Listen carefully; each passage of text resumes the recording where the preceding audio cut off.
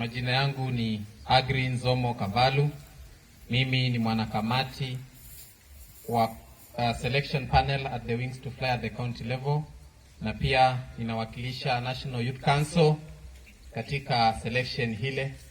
Changu tu ni kusema to the Equity Bank na World Bank, asanteni sana.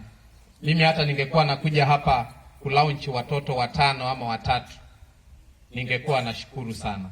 Kwa hivyo kuona halaiki ya wanafunzi hawa wengi hivyo, mimi yangu ni kusema asante sana na kudhibitisha kwamba the leadership ya Equity yenye ilituleia down the integrity na fairness, we say asante sana. Indukie kala alama kitongwezi. Kwa hivyo ni asante sana. I confirm that indeed these are the hardest to reach young people. Hawa hata wangeambua zinachukuliwa huku Kitui, wengine hata wangefika kwa sababu ya fare.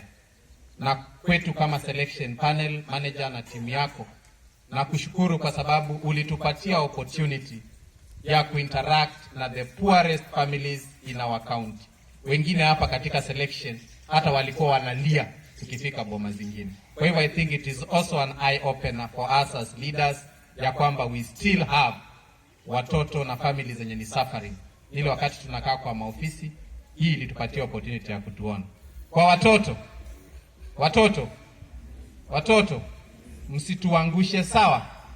Na tusisikie msichana hata mmoja ati anaenda akishikana na vijana, ama huko kwa vijiji nazunguko kwa ni wa Equity na nondo sienza.